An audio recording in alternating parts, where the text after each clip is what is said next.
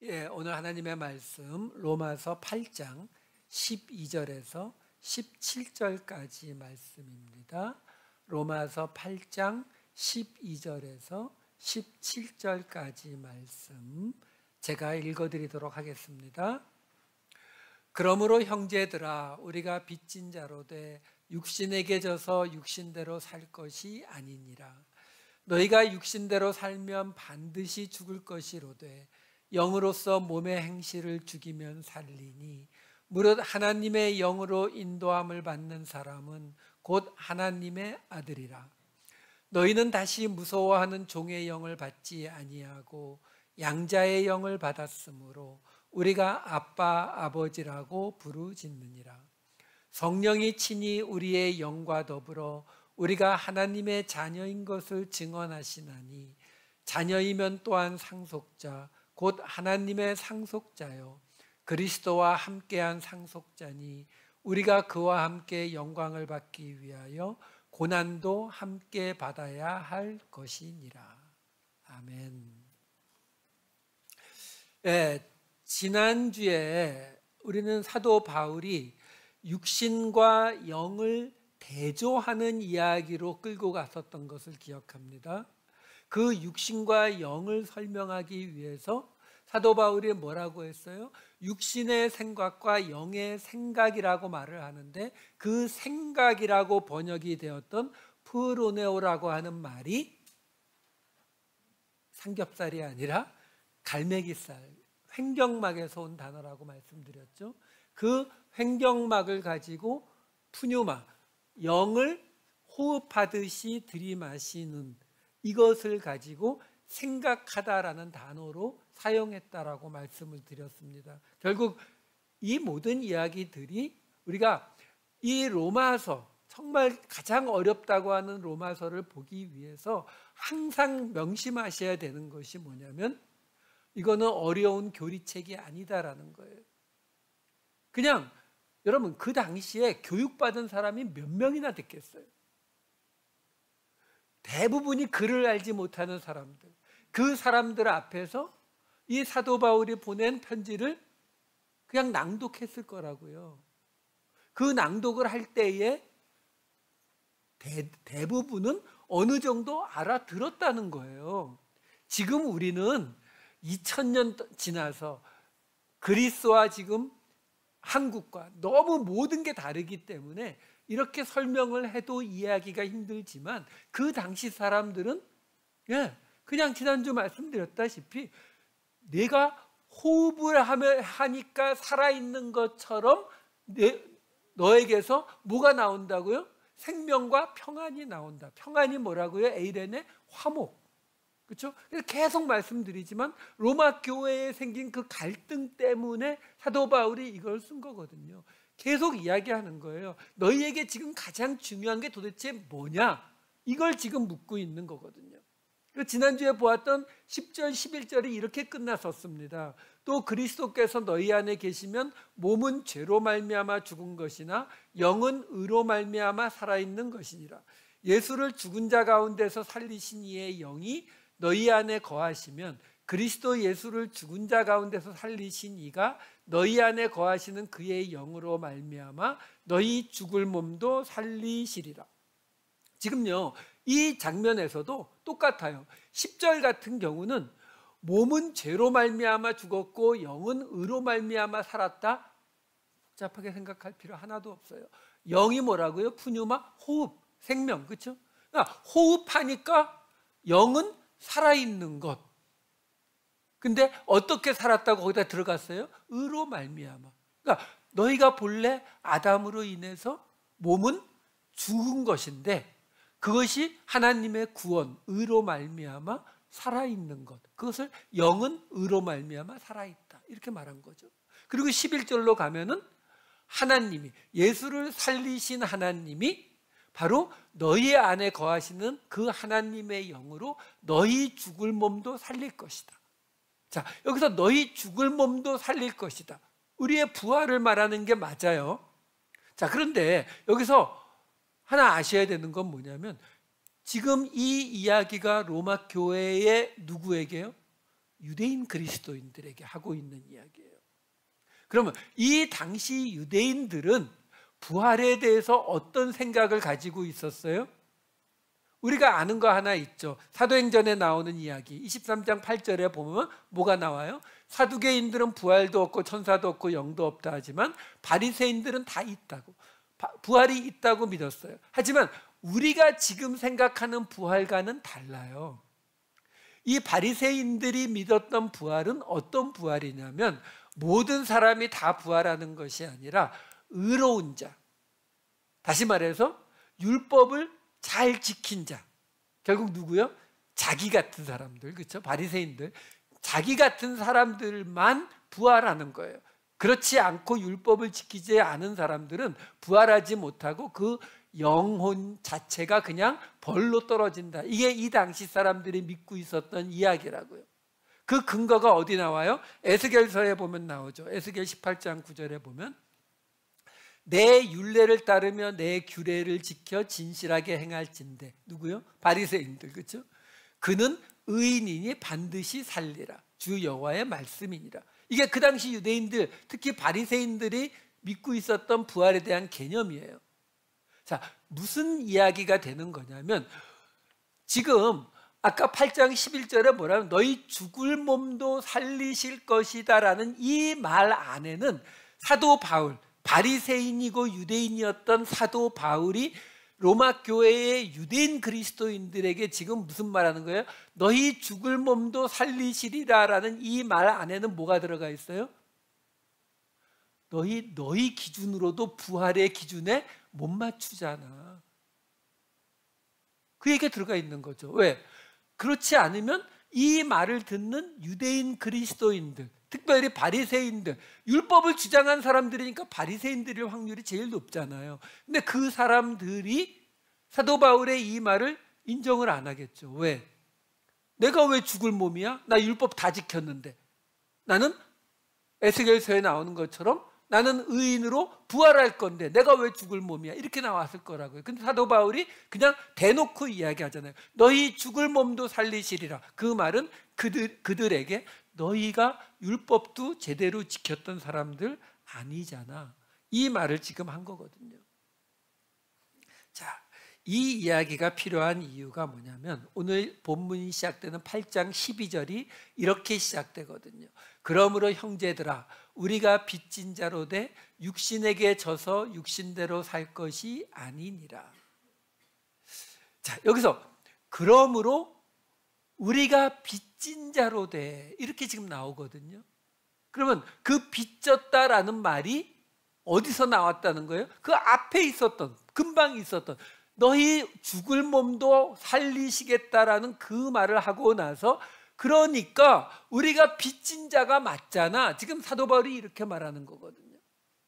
그럼 빚진 자, 여기 지금 빚진 자라고 번역이 된 이 오페일레테스라고 하는 이 헬라어 단어가 본래 빚을 지다. 그 빚을 옛날에는 빚을 졌는데 안 갚으면 어떻게 돼요? 종으로 팔렸죠. 감옥에 들어가고 종으로 팔렸거든요. 그래서 이 오페일레테스라고 하는 이 단어도 본래 빚을 지다라는 단어에서 온 단어지만 빚을 지다, 그래서 죄를 짓다, 죄 지은 자 이런 뜻도 있어요. 자, 이 단어가 지금 빚을 졌다라고 하는데 지금 그 이야기를 누구에게 했어요? 너희 죽을 몸을 가지고 있는 너희들, 율법을 지킨다고 했지만 실제로 의인으로 대접받지 못할 그 유대인들에게 한 말이거든요. 그러면 여기서 빚을 졌다, 이 빚진 자는 도대체 어떤 빚을 졌다라는 뜻일까요? 왜 제가 이런 설명을 드리냐면 우리는 이런 구절을 볼 때에 우리가 빚진 자, 뭐 하나님 앞에 내가 떳떳할 수는 없으니까 내가 죄 지은 게 많지, 그러니까 하나님 앞에 빚진 게 많지, 그냥 이렇게 그냥 쉽게 생각하고 넘어가거든요. 근데 사도 바울이 지금 설명하는 것은 그것보다 조금 더 설명하고자 하는 내용이 이 안에 있단 말이에요. 그러면 빚을 졌다, 빚진 자, 뭘 빚을 졌느냐? 이거는 유대인들에게만 해당되는 거예요. 그 당시 상황에서는요. 왜? 이방인들은 빚진 게 없어요. 아니, 생각해 보세요. 유대인들이야 하나님이 이렇게 해라 하고 약속을, 계약을 한 게 있는데 그 계약을 안 지켰으니까 빚을 졌다라고 말할 수 있지만, 이방인들은 하나님하고 아무 관계가 없었는데요. 그러니까 여기 지금 빚진 자라고 나오는 이야기가 결국 뭐에 관한 빚이요? 율법이요. 이게 갈라디아서에 보면 나와요. 갈라디아서 5장 3절. 내가 할례를 받는 각 사람에게 다시 증언하노니 그는 율법 전체를 행할 의무를 가진 자라, 이렇게 나오죠. 여기에 지금 맨 끝에 율법 전체를 행할 의무를 가진 자, 요게 오페일레테스, 빚진 자, 오늘 본문의 빚진 자로 번역되는 같은 단어예요. 그러니까 지금 율법 전체를 행할 빚진 자라, 이렇게 번역하셔도 돼요. 같은 단어니까. 이게 왜 그러느냐 하면은, 저는 예전에도 한번 설명드렸지만 이 당시에요, 그리스 문화가, 헬라 문화가 훨씬 더 월등했던 거 맞아요. 우리가 알다시피 플라톤, 아리스토텔레스 이런 사람들이 이 당시에 이미 300년, 400년 전 사람이에요. 그러니까 그리스 문화가 많이 발달된 거 맞거든요. 근데 문제가 뭐냐면 그 그리스 문화 중에, 거기도 사람 사는 거 똑같잖아요. 우리 중에도 어떤 사람은 노래하는 거 좋아하고 어떤 사람은 게임하는 거 좋아하는 것처럼, 이 당시에도 이 그리스 문화, 그 그리스 문화의 한 가지 문제가 뭐였냐면은 성적으로 굉장히 문란했어요. 지금 시끄러운 동성애라든가 이런 모든 것들이 이 당시에 이미 다 퍼져 있었거든요. 근데 그 당시 그리스 사람들이라고 해서 그렇게 성적으로 문란한 걸 다 좋아하는 건 아니라고요. 그 안에서도 당연히 그런 거 싫어하는 사람들이 있잖아요. 특별히 신을 섬기기를 원하는 그런 사람들. 신을 섬기는데 이런 문란한 생활, 이건 아닌 것 같아 라고 생각하는 사람들이 있잖아요. 그러니까 그런 사람들이 좋아했던 게 뭐냐면 바로 이 유대인들의 율법이었어요. 왜? 유대인들은 적어도 성적으로는 굉장히 보수적이었으니까. 그리고 자기들이 알고 있는 소크라테스, 플라톤 이런 것도 대단하지만 저 유대인들이 가지고 있는 저 율법이라고 하는 것도 그 고대 사회에 흔한 게 아니잖아요. 근데 자기들은 뭔가 그래도 이 세상에 뭔가 더 낫게 사는 방식, 신을 섬기는 방식이 뭐가 있을 것 같은데 그리스 문화는 그 욕구를 채워주질 못하잖아요. 그리스 로마 신화에 나오는 이야기들을 보면서 우리가 성경에 나오는 하나님 같은 그런 느낌을 받기는 어렵잖아요. 굉장히 인간화되어 있는 신들의 이야기니까. 그러니까 그 당시 이방인들조차 사도 바울을 통해서 복음을 전할 때에 그 이야기를 듣고 정말 나도 믿어볼까? 라고 생각을 했다는 거는요, 어쨌든 그 마음속에 신을 찾는 마음이 좀 있던 사람들이잖아요. 좀 종교성이 있던 사람들이죠. 그러니까 이런 사람들이 갈라디아에 있었는데 그 갈라디아 사람들한테 유대인들이 와서, 야, 너희들이 예수를 믿는 건 좋은데 결국 하나님 믿는 건데 하나님 믿으려면 우리처럼 할례도 받고 이런 율법도 지켜야지, 이렇게 말을 했을 때에 우리가 갈라디아서를 볼 때 이미 보았지만 사람들이 대부분 받아들여요. 그거에 대해서 우리가 왜 유대인 걸 받아들여 이러지 않았어요. 왜? 나름 괜찮거든요. 신을 섬기는데 문란한 생활을 하면 안 되고 이러면 안 되고 저러면 안 되고 하는 것들이 나름 신을 섬기는 방식으로 괜찮다라고 생각이 돼서 어느 정도 받아들이기 시작하니까 사도 바울이 갈라디아서를 쓴 거잖아요. 근데 거기서 사도 바울이 지금 뭐라고 했다고요? 잠깐, 근데 너희들 지금 할례를 받고 율법을 좀 지키겠다고 하는 건 괜찮은데 그거 나쁠 게 뭐가 있겠어요, 그렇죠? 근데 너희 하나는 알고 들어가라. 율법이 너희가 지킬 만한 것들 몇 개 지키는 걸로 완성되는 게 아니라 그 중에 한 가지라도 어기면, 100가지를 지키다가 101번째에 어기면 전체가 다 빵꾸 나는 시스템이야. 이거 설명하는 거예요. 여기에다가 지금 그 오펠레테스, 의무를 가진 자, 빚진 자라는 단어를 사도 바울이 쓴다고요. 왜? 우리가 그 얘기 알잖아요. 갈라디아서 3장 10절과 야고보서 2장 10절에 보면은 뭐라고 나와요? 율법 행위에 속한 자들은 저주 아래에 있나니. 왜 저주라고 사도 바울이 말해요? 누구든지 율법책에 기록된 대로 모든 일을 항상 행하지 아니하는 자는 저주 아래에 있기 때문에 인간이 율법을 항상, 모든 율법을 다 지킬 수 없기 때문에 결국 저주로 가는 거기 때문에 율법은 저주다, 이렇게 말하는 거예요. 야고보서 2장 10절에 온 율법을 지키다가 하나를 범하면 모두 범한 거다, 이 말을 하는 거예요. 그러니까 지금 사도 바울이 지금 오늘 본문에서 지금 우리 모두가 빚진 자다라고 하는 이 말은 단순히 내가 하나님 앞에 내가 떳떳하지 못하지, 내가 하나님 앞에 죄 지은 게 많지, 이런 의미가 아니라 아주 분명하게 우리가 율법을 지키지 않음으로 인해서 하나님 앞에 빚을 진 입장이다라는 이걸 설명을 하고 있는 거라고요. 자, 사도 바울이 이런 단어를 골라 쓰는 이유가 있어요. 이 단어가 나오는 다른 곳을 좀 하나 볼게요. 마태복음에 나오는 이야기입니다. 잘 알려진 1만 달란트 비유 이야기예요. 마태복음 18장 23절에서 25절. 그러므로 천국은 그 종들과 결산하려 하던 어떤 임금과 같으니 결산할 때에 1만 달란트 빚진 자, 오펠레테스, 이 단어예요. 하나를 데려오매 갚을 것이 없는지라 주인이 명하여 그 몸과 아내와 자식들과 모든 소유를 다 팔아 갚게 하라 하니. 우리가 아주 잘 알고 있는 예수님의 비유죠. 이 비유가 지금 마태복음에서 읽어드렸는데 다른 복음서에 나올까요? 안 나올까요? 안 나옵니다. 다시 말해서 이 비유는 유대인들에게 특화된 비유라는 거예요. 우리는 이 비유도 똑같이 봅니다. 여기도 똑같이 빚진 자가 나오는데 우리는 이 비유도 똑같이 보죠. 아, 하나님이 우리 1만 달란트 빚처럼 엄청난 우리의 죄를 다 용서해 주셨으니까 우리도 100데나리온을 나에게 빚진 자를 용서해 줘야지. 여기까지만 우리가 생각을 해요. 근데 여러분, 항상 성경을 읽을 땐 토막토막 읽으시면 안 돼요. 앞에 뒤에 무슨 이야기가 있는지. 지금 예수님이 이 비유를 왜 시작했냐면요, 마태복음 18장 21절을 보시면은 이렇게 나오거든요.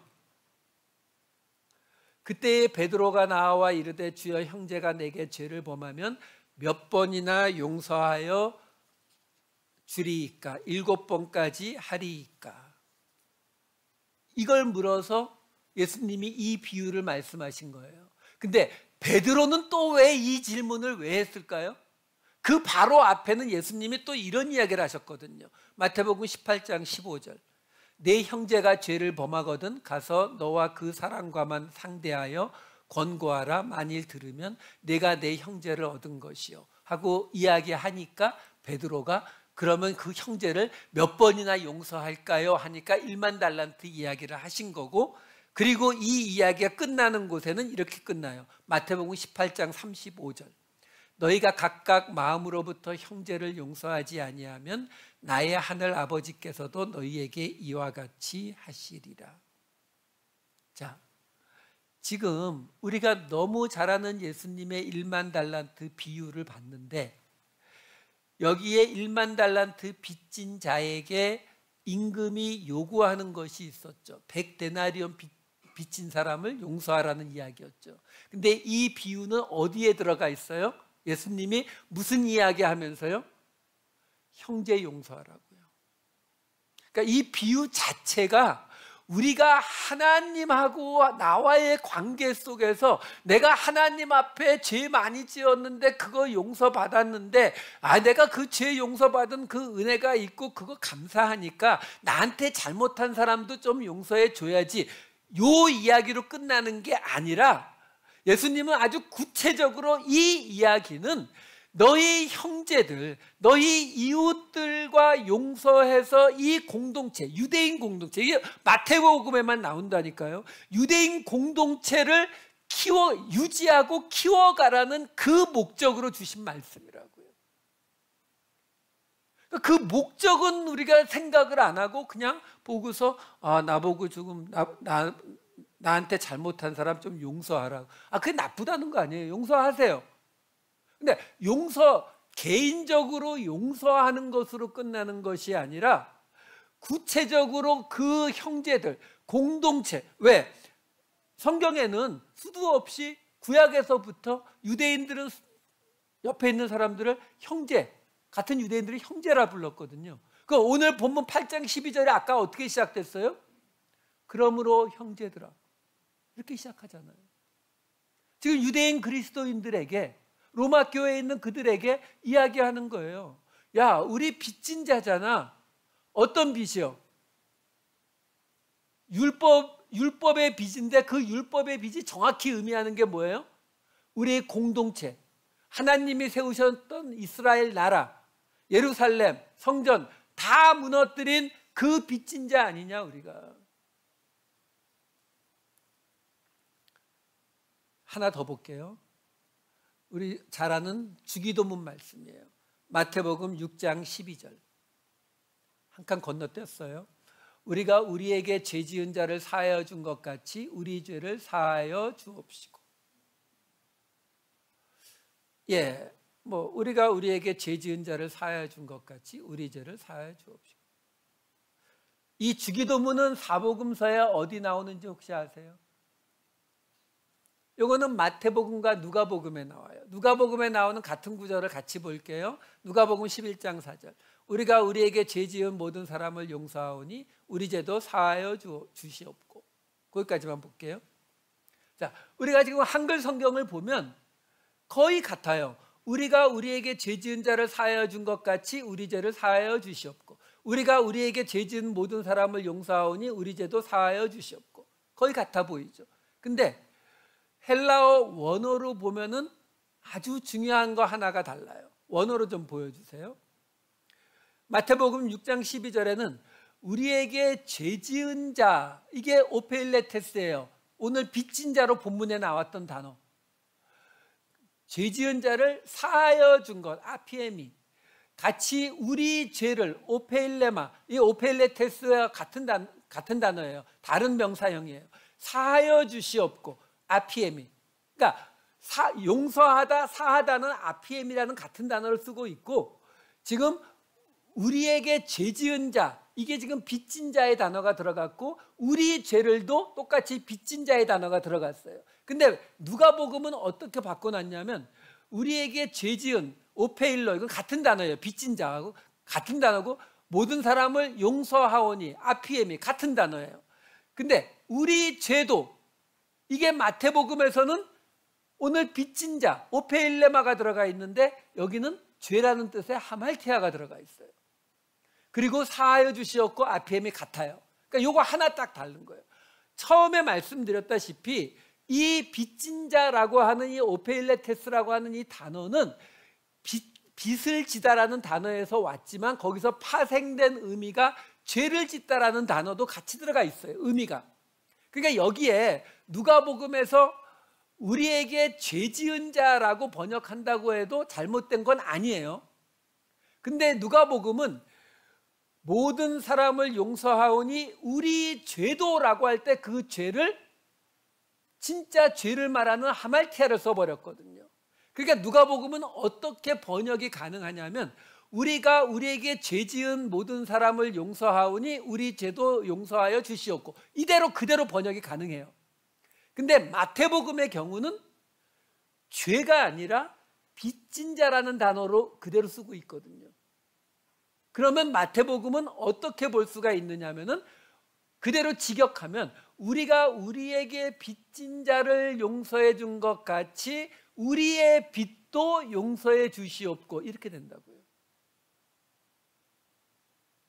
자, 누가복음은 이 주기도문을 예수님이 가르쳐 주는 걸로 그냥 끝나요. 근데 마태복음은 이 주기도문 12절 그 다음에 13절 하나 더 있고, 그리고 이 주기도문이 13절에서 끝나요. 그리고서 14절에 뭐가 튀어나오느냐면 14, 15절을 보면 너희가 사람의 잘못을 용서하면 너희 하늘 아버지께서도 너희 잘못을 용서하시려니와 너희가 사람의 잘못을 용서하지 아니하면 너희 아버지께서도 너희 잘못을 용서하지 아니하시리라. 아까 보았던 1만 달란트 비유하고 똑같습니다. 마태복음에서는 예수님이, 우리는 주기도문 그러면 와, 주님이 주신 기도, 그러니까 주기도문 이건 성스러운 거야, 이거만 생각하는데, 마태복음에 나오는 주기도문을 주신 예수님의 의도는 뭐라고요? 맨 밑에 뭐가 나와요? 사람의 잘못을 용서하는 거예요. 같은 얘기예요. 왜? 그거 안 하면 어떻게 된다고요? 유대인 공동체가 무너지니까. 그러니까 오늘 사도 바울이 그 이야기를 지금 똑같이 해주고 있는 거예요. 지금 마태복음에 나왔던 이 단어, 오펠레테스라고 하는 이 빚진 자의 단어가 두 번이나 똑같은 목적으로 사용이 되잖아요. 사람의 잘못, 형제의 잘못, 형제의 빚을 탕감해 주라고요. 용서해 주라고요. 그러면 우리 빚도 탕감해 주시겠다고요. 결국 이 모든 이야기는 뭐 때문에 생긴 이야기라고요? 싸워서요. 로마 교회에서 싸워서요. 싸우니까 사도 바울이 이 단어를 골라 뽑는 거죠. 왜? 유대인들이니까. 유대인 그리스도인들이잖아요. 예수님의 말씀을 들은 사람들이잖아요.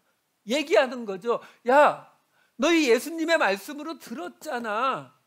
1만 달란트 빚진 자, 우리가 그 빚진 자고, 우리가 빚진 자니까 우리가에게 빚진 자를 용서한 것처럼 우리 빚도 용서해 달라고 예수님이 가르쳐 주신 그 기도처럼, 그게 다 목적이 뭐였니? 예수님이 왜 그 말했니? 우리 유대인 공동체에 싸우지 말라고, 우리 하나 되라고 한 얘기잖아. 로마 교회 똑같이 이야기하는 거예요. 너희 왜 싸우는데? 지난번에도 말씀드렸지만 로마 교회 안에서 이방인 그리스도인들과 유대인 그리스도인들이 갈등이 있었다는 정도만 우리가 알아요. 왜? 이런 내용들이 나오니까.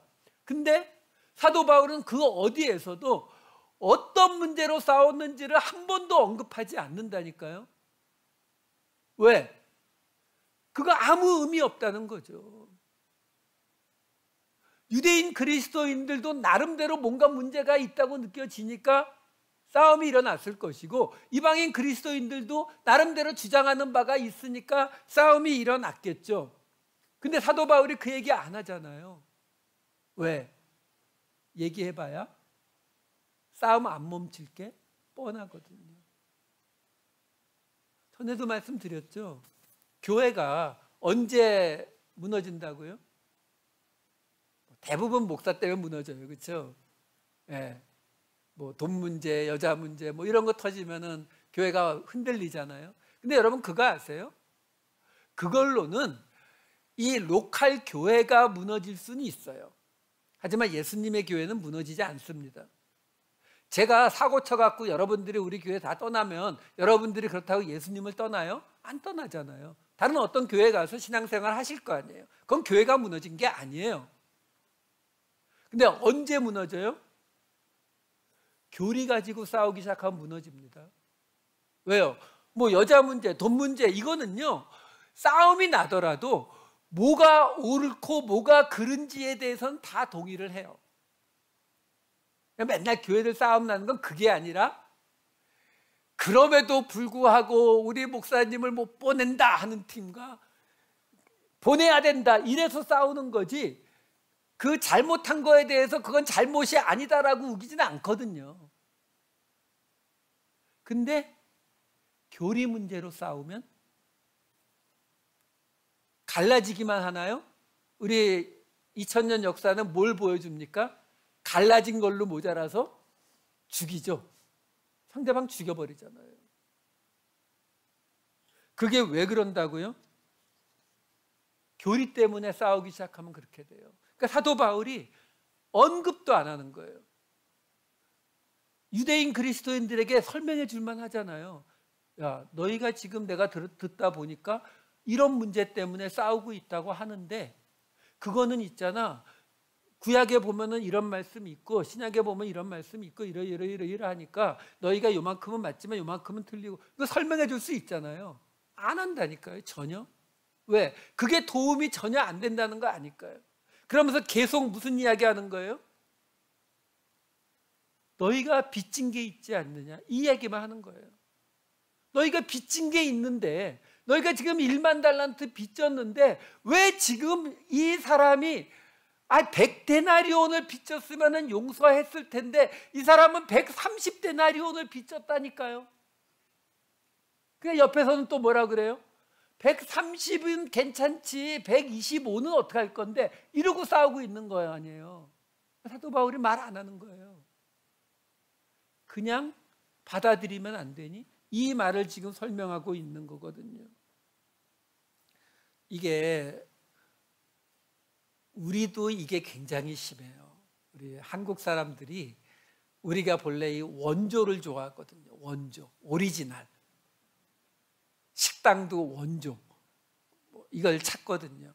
그래서 그 인터넷을 보니까 중국에 없는 것들이 한국에 있대요. 특히 유교나 이런 거에 관련된 것들은 중국의 학자들이 한국에 와서 연구를 한다고 하더라고요. 중국은 그 문화 대혁명 때 다 없애버렸는데 한국은 그걸 오리지널로 다 지키고 있어가지고 한국에 와서 연구한다고. 지금 우리가 쓰는 한자도 오리지널 한자잖아요. 중국은 그거 안 쓰는 거 아시죠? 간단하게 만든 간체를 쓰는데 우리는 오리지널 아니면 안 써요. 우리는 이 성향이 있다 보니까 이 교리를 따지는 이게 굉장히 강해요. 그래서 이야기하다가 한 10가지 동의를 하는데 한 가지 교리가 서로 딱 생각이 어긋나면 갑자기 뒤로 싹 돌면서 속으로 그러죠. 이단인가? 여러분, 제가 옛날에 다른 부목사로 있을 때 청년들하고 있으면서 한번 제가 이런 성향을 좀 깨닫게 해주려고 제가 무슨 짓을 했었냐면요, 감리교하고 성결교 교리를 그 중에서 조금 유별난 거 몇 개를 뽑아다가 저희 청년부 멤버들한테 보여주면서 제가 물은 적이 있어요. 이런 교리를 어떻게 생각하냐? 네, 전원 이야기 하더라고요. 이거 이단인데요. 이거는 감리교 교리고 이거는 성결교 교리라고. 갈라디아서 말씀 아까 우리 5장 3절 봤었잖아요. 그 5장 3절에 붙어있는 4절, 3, 4절을 같이 다시 보여드릴게요. 내가 할례를 받는 각 사람에게 다시 증언하노니 그는 율법 전체를 행할 의무를 가진 자라라고 말하고서 율법 안에서 의롭다 함을 얻으려 하는 너희는 그리스도에게서 끊어지고 은혜에서 떨어진 자로다. 율법 안에서 의롭다 함을 얻으려 하는 너희가 뭐예요? 여기에는 율법을 잘 지켜서 의롭다 소리를 듣겠다는 것도 들어가 있지만, 금방 말씀드렸지만 나는 정통이고 쟤는 이단이야. 그게 한마디로 말하면 뭐예요? 나는 의롭고 쟤는 의롭지 않아, 그거잖아요. 근데 여러분 그거 아세요? 사도 바울이 하는 말 중에서 너희는 그리스도에게서 끊어지고 은혜에서 떨어진 자로다, 이거 같이 심한 말이 없어요. 이건 사도 바울이 할 수 있는 가장 최악의 말이죠. 근데 그걸 누구에게 써요? 율법 안에서 의롭다 함을 얻으려 하는 자에게요. 이게 그만큼 심각한 문제라고 보는 거예요. 여러분, 우리는 개인 구원에 너무 매달려 있다 보니까 이런 게 심각하다는 걸 몰라요. 그냥 내가 어떻게 해서든 가장 옳은 교리를 배우고 익혀가지고 내가 전혀 하나님 앞에 부끄러움 없는 사람이 돼야지, 이 생각만 가지고 있지, 이걸 주장하느라고 다른 사람들을 내치고 있는 내 모습을 못 본다니까요. 근데 그 모습을 뭐라고 지금 말하고 있는 거라고요? 그리스도에게서 끊어지고 은혜에서 떨어진 자. 이거 한마디로 말해서 너는 하나님하고 아무 상관없는 인간이야, 이렇게 말하고 있는 거예요. 갈라디아서 5장 조금만 더 볼까요? 5장 6절, 10절, 14, 15절. 그리스도 예수 안에서는 할례나 무할례나 효력이 없으되 사랑으로서 역사하는 믿음뿐이니라. 이렇게 읽으니까 심각성이 안 오죠. 여기서 사도 바울이 말하는 할례 그러면은 구약의 율법이고, 그럼 무할례는 뭐예요? 갈라디아서도 갈라디아 교회에 보낸 겁니다. 무신론자들이 아니에요. 이렇게 바꿔서 읽어드릴까요? 갈라디아서 5장 6절 다시 읽어드릴게요. 그리스도 예수 안에서는 할례나 복음이나 효력이 없으되 사랑으로서 역사하는 믿음뿐이니라. 이러면 좀 심각성이 오십니까? 사도 바울이 말하는 거예요. 너희가 지금 유대인의 구약의 율법을 믿든 예수님의 복음을 믿든 아무 의미 없다. 사랑으로 역사하는 믿음 없으면. 그러니까 다른 사람들에게 사랑으로 대하지 못하면서 나는 복음을 믿는다, 나는 율법을 믿는다, 똑같다는 거예요. 10절. 나는 너희가 아무 다른 마음을 품지 아니할 줄을 주 안에서 확신하노라. 그러나 너희를 요동하게 하는 자는 누구든지 심판을 받으리라. 아까 말씀드렸죠. 바리새인들, 유대인들은 어떤 개념이라고요? 의인, 율법을 다 지킨 자만 부활을 하는 거예요. 그러니까 누구든지 심판을 받으리라라는, 심판을 받는다는 말은 애초부터 율법을 안 지킨 자, 하나님으로부터 의인이 안 되는 자를 말하는 거거든요. 근데 어떤 사람이요? 너희 갈라디아 교회를 요동하게 하는, 흔들리게 하는, 다른 말 안 하는 거예요. 뭐 여기에다가 동성애를 퍼뜨렸다든가 뭐 여기에다가 뭐 불을 질렀다든가 이런 말이 아니라 너희를 흔들리게 하면은 그 인간들은 그냥 하나님의 벌 받는 거다, 그냥 이렇게 말해버리는 거예요. 일단 14, 15절.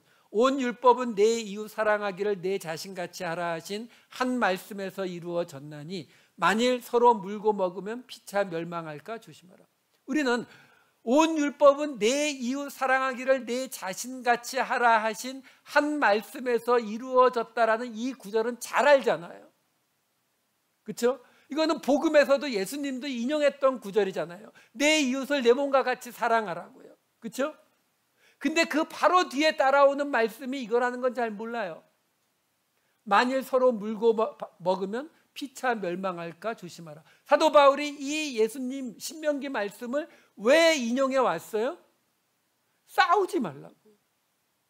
교회 안에서 싸우지 말라고요. 이거 온라인으로 보시는 분들, 우리 원커뮤니티 교회에서 싸움 나서 목사님이 오늘 저런 이야기 저렇게 하시나라고 착각, 오해하실까 봐 겁이 나네요. 근데 이만큼 이게 중요한 문제라는 거예요. 가장 중요한 문제로 끊임없이 이야기하고 있는 것이다 라는 겁니다.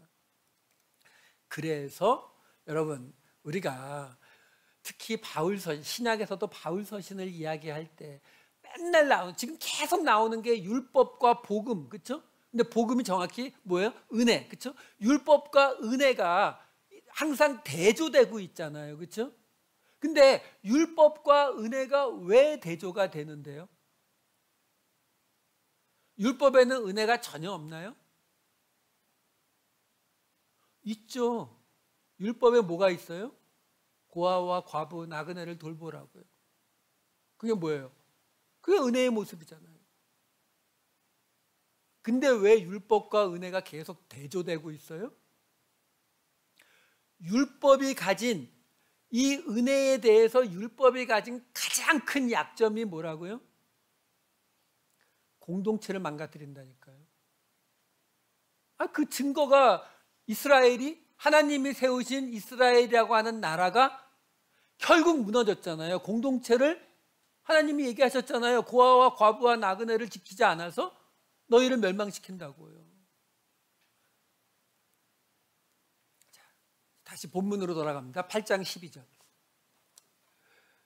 그러므로 형제들아, 우리가 빚진 자로 돼 율법의 그 무한한 빚을 진 자로 돼 육신에게 져서 육신대로 살 것이 아니니라. 여기도 번역이 좀 잘못됐어요. 여기 육신에게 져서라고 나오니까 마치 우리가 육신의 그 정욕의 싸움, 정욕과의 싸움에서 우리가 패배해가지고 우리가 육신에 따라 살고 있다라는 이런 뉘앙스가 되어버리는데, 원어에는 져서라는 말 자체가 아예 없어요. 가장 원어에 비슷하게 번역된 게 공동번역이라서 공동번역 가져왔습니다. 그러므로 형제 여러분, 우리는 과연 빚을 진 사람입니다. 그러나 육체의 빚을 진 것은 아닙니다. 그러니 우리는 육체를 따라 살 의무는 없습니다. 무슨 말이냐면요, 우리가 지금 율법을 지키지 않은 그 빚, 그걸 하나님 앞에 지고 있는 거니까 빚진 자다라고 사도 바울이 이야기했던 것인데, 그 빚진 자지만 그 빚이 육체에 연관된 빚이 아니라는 거죠. 그러니까 우리가 그걸 꼭 육체로 뭔가를 연결해 가지고 그 빚을 갚아야 할 이유는 없다라는 거예요. 우리가 이미 지지난주에 보았던 8장 2절에서 4절 말씀에 그 설명이 이렇게 나왔죠.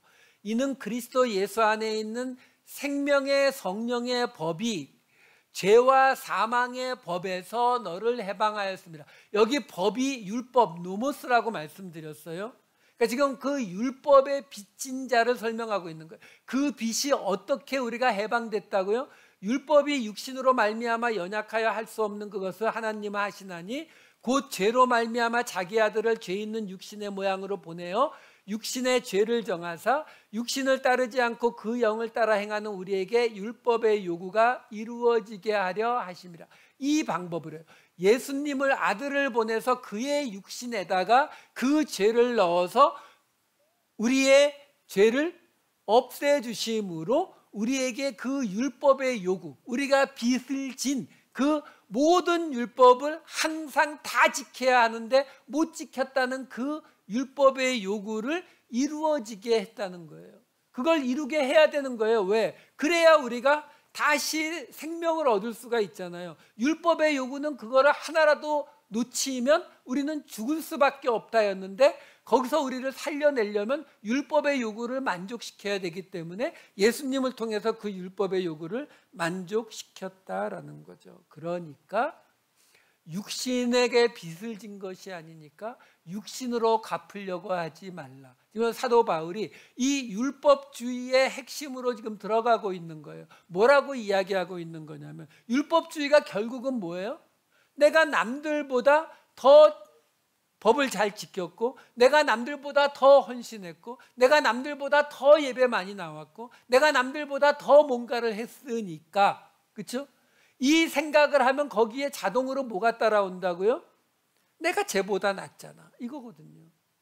그 생각이 들어오기 시작하면 그 공동체는 결코 무사할 수가 없어요. 언제까지? 본래 여러분 그거 아세요? 시어머니가 며느리 셋 중에서 첫째를 맨날 잔소리하고 들들들들 볶다가 첫째 며느리가 어느 날 이혼하고 떠나버리면은 그 시어머니가 얌전해지죠? 아니요? 그 다음에 둘째 며느리한테 그래요. 둘째 며느리 떠나면 셋째 며느리한테. 시어머니만 그래요? 인간의 본성이에요. 교회가 있으면, 공동체가 있으면 그 중에 약한 자를 괴롭히게 돼 있어요. 은근히. 이게 심리학 책에도 나와요. 이게 스케이프고트, 이 희생양이라고 해서요, 크레이지 메이킹 패밀리라고 이야기합니다. 가족 중에서도 한 명을 골라서 계속 들볶아서 무너질 때까지, 그리고 무너져 버리면 다음 사람에게 넘어가고, 인간의 본성이에요. 그렇기 때문에 사도 바울이 이 이야기를 끝없이 계속하는 거예요. 안 그러면은 하나님의 공동체가 살아남을 수가 없거든요. 그러니까 육신에 연관된 어떤 걸 가지고 비교하려고 들지 말라는 이야기예요. 한마디로 말하면. 그래서 8장 13절에 이렇게 이어집니다. 너희가 육신대로 살면 반드시 죽을 것이로되 영으로서 몸의 행실을 죽이면 살리니. 여기서 이제 근데 사도 바울이 말을 또 바꿔요. 육신대로 살지 말라 그랬거든요. 육신에 비친 게 아니라 그랬다고요.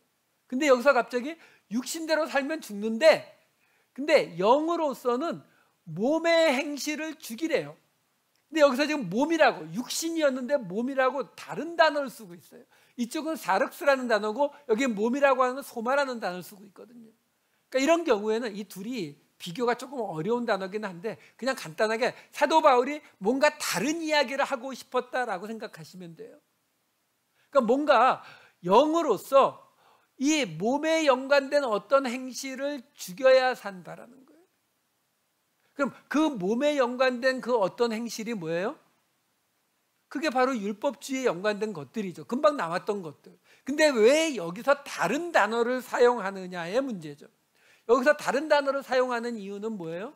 뭔가 다른 이야기로 넘어가고 싶은 거예요. 지금 사도 바울이 그 다음 단계로 또 넘어가고 싶은 거라고요. 지금 사도 바울이 계속 한 단계 한 단계 한 단계 계속 이야기를 벌려왔잖아요. 지금 영과 육신의 비교를 하고 있었거든요. 그 영과 육신의 비교가 지금 끝나는 거예요. 끝나면서 몸의 행실을 죽여야 산다라는 이야기로 지금 넘어갔었던 거거든요. 이렇게 이야기를 바꾸는 이유가 뭐냐면 바로 그 다음에 이어지는 14, 15절에 새로운 이야기가 시작되기 때문에 그래요. 8장 14, 15절 무릇 하나님의 영으로 인도함을 받는 사람은 곧 하나님의 아들이라. 너희는 다시 무서워하는 종의 영을 받지 아니하고 양자의 영을 받았으므로 우리가 아빠 아버지라고 부르짖느니라. 자, 우선요, 하나님의 영으로 인도함을 받는 사람은 하나님의 아들이라고 말했는데요, 이 이야기하고 비슷한 이야기가 8장 9절에 이미 나왔었어요.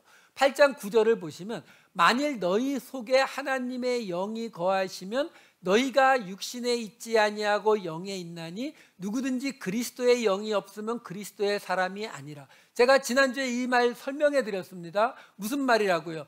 우리가 영, 푸뉴마가 없으면 산다 죽는다? 죽는다. 그 호흡이니까.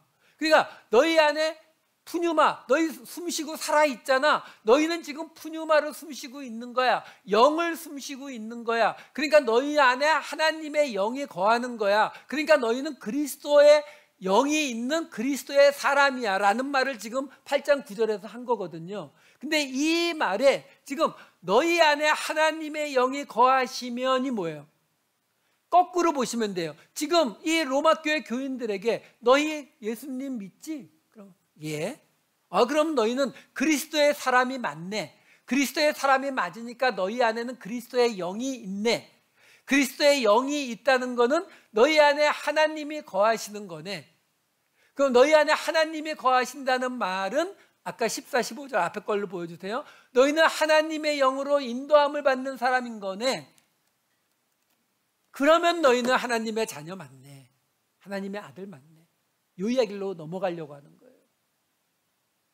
그러니까 지금 영과 육신을 비교해서 그 너희가 빚진 자인데 그 율법에 빚진 그것이 육신에 빚진 게 아니니까 육신에 연관된 어떤 걸로 몸의 행실을 가지고 너희가 뭔가를 이루려고 하지 말고 그걸 떠나야 돼. 그게 너희가 영으로 사는 모습인데, 너희가 영으로 산다는 것은 너희가 하나님의 영을 가지고 있는 거, 하나님의 인도하심을 받는 거고, 그 말은 너희가 하나님의 아들이야. 그러니까 하나님의 아들이 되었다라고 이제 선포하면서 넘어가는 거예요. 그럼 그 하나님의 아들인데 15절에 보면 다시 무서워하는 종의 영을 받지 아니하고 이렇게 나오는데요, 번역이 약간 마음에 안 들어요. 왜 그러냐면 여기 에이스 포본이라고 하는 두 단어인데, 그러니까 무서워하는 하는 보다는 두려움으로 이끄는, 이게 에이스라는 단어가 어디 인투거든요. 그러니까 어디로 이끄는, 이렇게 보셔야 돼요. 그러니까 두려움으로 이끄는 종의 영, 이렇게 되는 거예요. 지금 이게 무슨 말이냐면요, 우리가 그런 이야기 말씀드렸잖아요. 올해가 삼재수이신 분, 29살은 우리 없을 것 같고 39살, 49살, 59살 뭐 삼재수. 그러면 올해 조심하고 살으셔야죠. 그렇죠? 근데요, 여러분, 이런 이야기들이 아무것도 아닌 것 같아도 누군가 내 옆에서, 그것도 뭐 이렇게 수염이 만큼 기신 분이 옆에서 갑자기 저를 착 쳐다보면서 올여름에는 물가를 조심하세요. 그러면 바닷가 안 가죠, 그렇죠? 그렇죠? 아니 뭐 굳이 갈 이유가 또 뭐가 있어요? 산에 가도 되는데, 그렇죠? 우리에게 두려움이 있거든요. 지난 금요일 여호수아서에서 이 이야기가 나왔어요. 하나님이 주시는 안식에 관한 이야기가 나왔거든요. 근데 성경이 말하는 안식, 휴식이라는 개념은 우리가 생각하는 안식, 휴식의 개념하고 달라요. 우리는 나쁜 일이 다 없어지고 힘든 일 다 없어져서 편안해지면 안식이다 이렇게 생각하지만 성경은 그렇게 말하지 않아요. 성경은 폭풍우 속에서, 전쟁 속에서 하나님을 믿는 자가 누리는 안식을 이야기하거든요. 한 군데만 보여드릴게요. 신명기 11장 10절에서 14절 말씀. 내가 들어가 차지하려 하는 땅은 내가 나온 애굽 땅과 같지 아니하니 거기에서는 너희가 파종한 후에 발로 물대기를 채소밭에 댐과 같이 하였거니와 너희가 건너가서 차지할 땅은 산과 골짜기가 있어서 하늘에서 내리는 비를 흡수하는 땅이요 내 하나님 여호와께서 돌보아 주시는 땅이라. 연초부터 연말까지 내 하나님 여호와의 눈이 항상 그 위에 있느니라. 내가 오늘 너희에게 명하는 내 명령을 너희가 만일 청종하고 너희의 하나님 여호와를 사랑하여 마음을 다하고 뜻을 다하여 섬기면 여호와께서 너희의 땅에 이른비 늦은 비를 적당한 때에 내리시리니 너희가 곡식과 포도주와 기름을 얻을 것이요.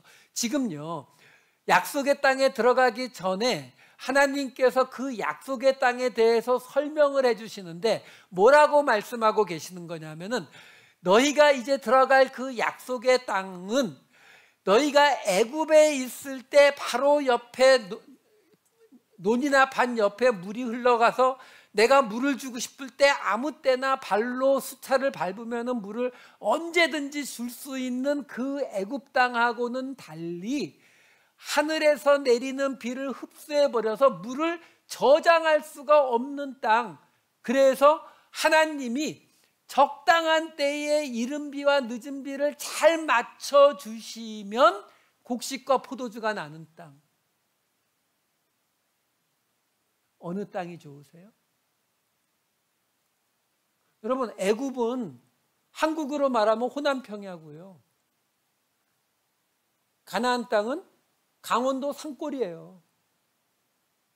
근데 하나님은 당신이 약속하신 땅이 강원도 산골 땅이라고, 화전민 땅이라고 이야기하시는 거예요.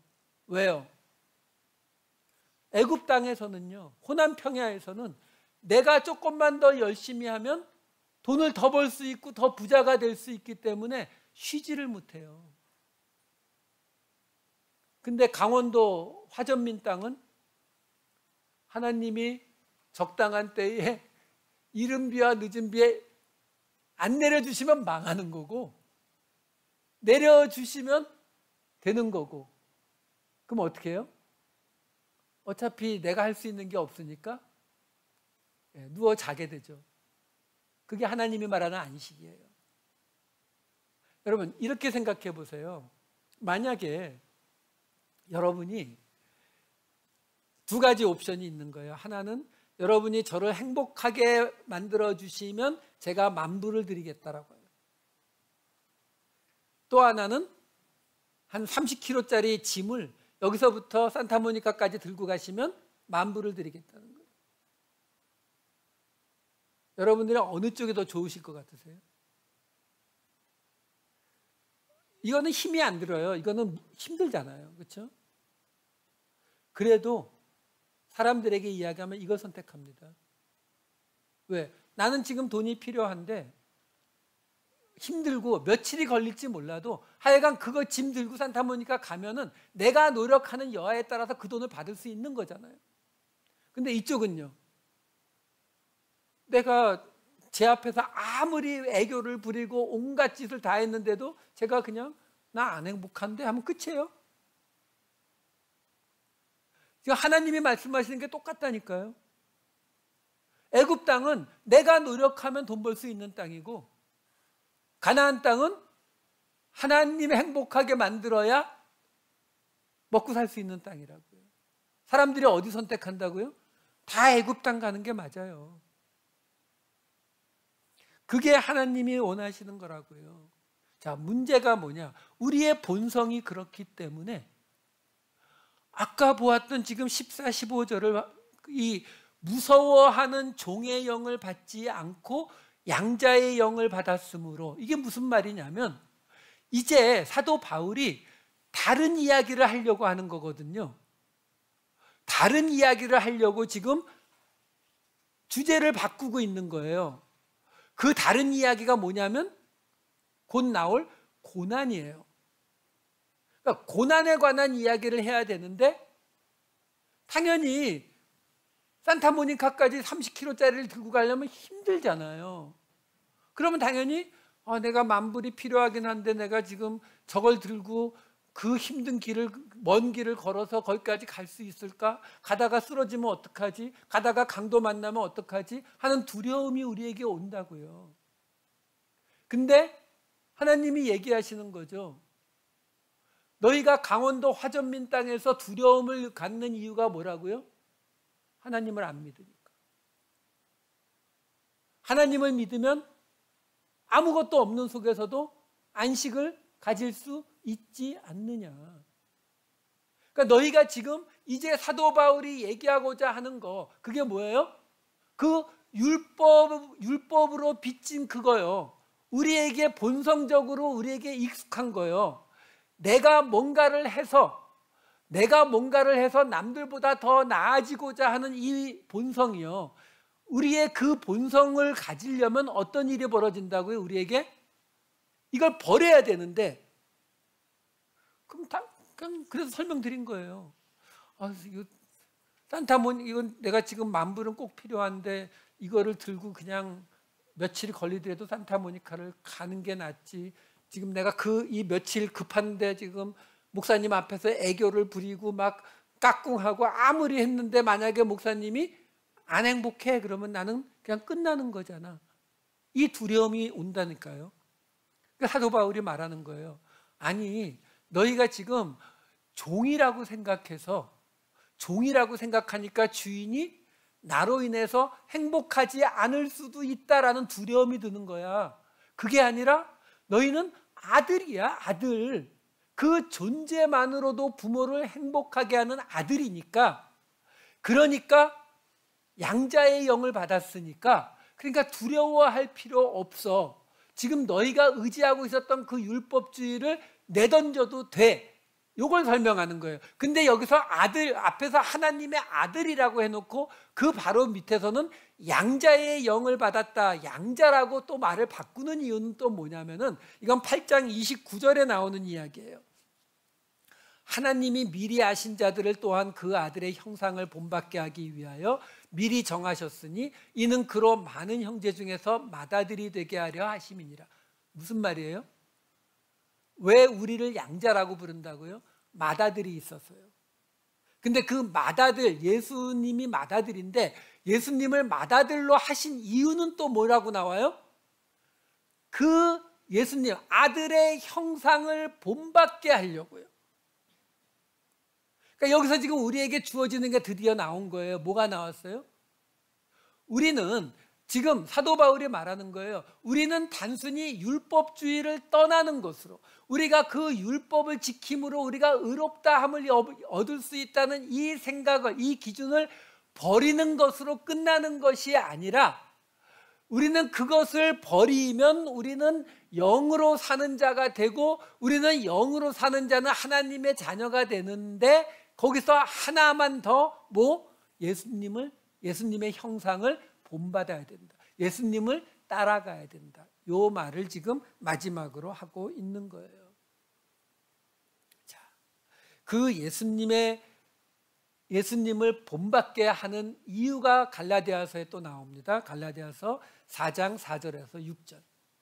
때가 참에 하나님이 그 아들을 보내사 여자에게서 나게 하시고 율법 아래에 나게 하신 것은 율법 아래에 있는 자들을 속량하시고 우리로 아들의 명분을 얻게 하려 하심이라. 너희가 아들임으로 하나님이 그 아들의 영을 우리 마음 가운데 보내사 아빠 아버지라 부르게 하셨느니라. 아까 보았던 로마서 8장 14, 15절하고 굉장히 비슷하죠. 근데 이 이야기를 갈라디아서는 약간 다르게 이야기하는데 뭐라고 말하냐면 그 아들을 보내사, 예수님을 보내사 여자에게서 나게 하고 율법 아래에 나게 한 이유가, 율법 아래에 나게 한 것은 율법 아래에 있는 자들을 속량해 주려고, 그리고 여자에게서 나게 한 것은 우리에게 아들의 명분, 왜? 우리도 여자에게서 났으니까 우리에게도 아들의 명분을 주게 하려고. 그러면서 뭐로 넘어와요? 예수님 이야기였는데 우리 이야기로 넘어오잖아요. 우리를 아들로 만들고 너희가 아들임으로 하나님을 아빠 아버지라 부르다니. 자, 이 이야기가 오늘 본문하고 어떻게 연결이 된다고요? 지금 이거 누가 썼죠? 사도 바울이요. 사도 바울이 특별히 이런 로마서도 그렇고 갈라디아서도 그렇고 나중에 고린도전서도 그렇고 이 서신서들을 쓸 수 있었던 이유가 뭐예요? 사도 바울만이 왜 유독 이런 이야기를 많이 썼어요? 율법 아래에 있던 사람이잖아요. 바로 자기가. 그게 뭐라고요? 여러분, 우리의 본성이 율법 아래에 있는 게 더 편하다니까요.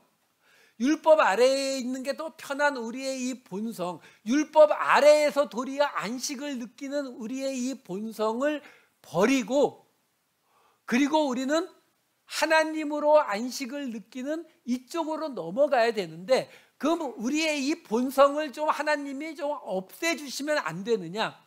이걸 없애면 우리가 율법 아래에 있는 자들을 이끌어내지를 못해요. 사도 바울이 지금 딱 그 모델을 보여주고 있는 거잖아요. 그래서 우리로 이 두 가지 길을 다 거치게 하시는 거예요. 그래야 우리를 보고 사람들이 하나님의 아들 맞네. 이게 전도예요. 예수 천당 불신지요? 아니에요. 우리가 하나님을 믿음으로 말미암아 우리가 이 세상의 기본 상식인 율법주의를 떠나서 하나님 안에서 폭풍우 속에서도 안식을 누리는 죄송합니다. 폭풍우 속에서도 안식을 누리는 모습을 사람들이 볼 때에 우리는 그 사람들을 율법 아래에서 끌어낼 수 있다라는 거죠. 마지막 한 가지 문제가 남았죠. 뭐가요? 하나님의 자녀 맞으세요? 이게 문제죠, 그렇죠? 이게 공개적인 데서 물으면 아멘 하고 대답하는데 속으로 스스로에게 물으면 한 반년 전에는 제가 중고등부 때는 그래 하나님의 자녀 맞았던 것 같은데, 그래서 사도 바울이 마지막 구절을 넣어놨어요. 8장 16, 17절. 성령이 친히 우리의 영과 더불어 우리가 하나님의 자녀인 것을 증언하시는. 여러분, 솔직히 말씀드릴게요. 저도 제 개인적인 기준으로 저 하나님의 자녀라고 생각되지 않습니다. 근데 성령이 하나님의 자녀 맞다라고 해주시는 거예요. 그래서 근데 그 자녀가 상속자인데 그리스도와 함께한 상속자니 우리가 그의 영광을 함께 받기 위해서 고난도 함께 받아야 할 것이다.